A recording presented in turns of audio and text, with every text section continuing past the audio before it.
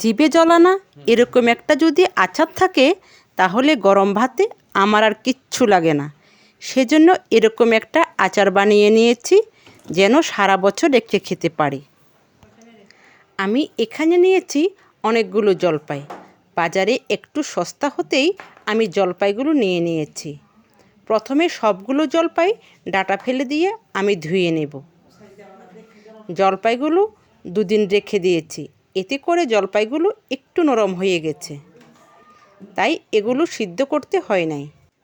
আমি এদিকে ভাজা মশলাটা রেডি করে নেব।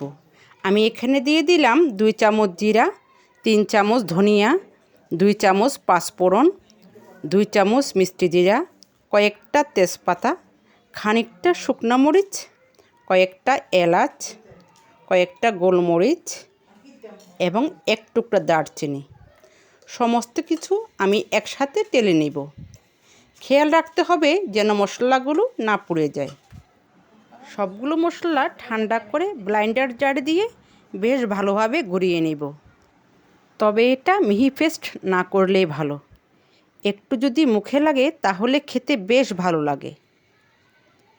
এখানে বেশ খানিকটা সরিষার তেল দিয়ে তার মধ্যে দিয়ে দিলাম প্রায় বড় 1.5টা রসুন থেতানো।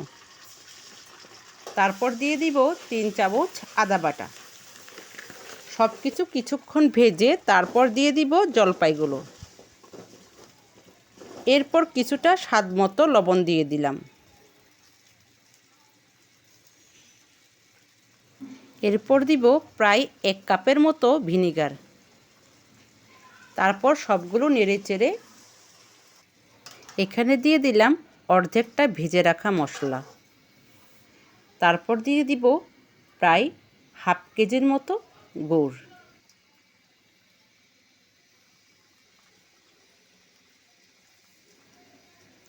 আচ্ছা, যতক্ষণে আমি জলপাইগুলো নাড়াচাড়া করে নিচ্ছি ততক্ষণে তোমরা বলে ফেলো তো দেখি তোমরা কে কোথা থেকে দেখছো আমার ভিডিওটা, তবেই তো তোমাদের ধন্যবাদ জানাবো নাকি।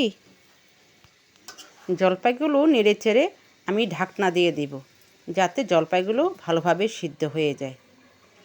জলপাইগুলো ভালো হয়ে সিদ্ধ হয়ে আসলে আমি দিয়ে দিব আর বাকি অর্ধেকটা মশলা।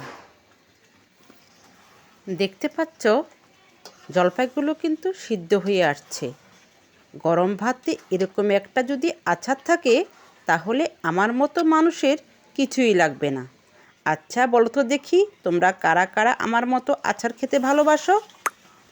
আমাদের আচার কিন্তু একেবারে রেডি।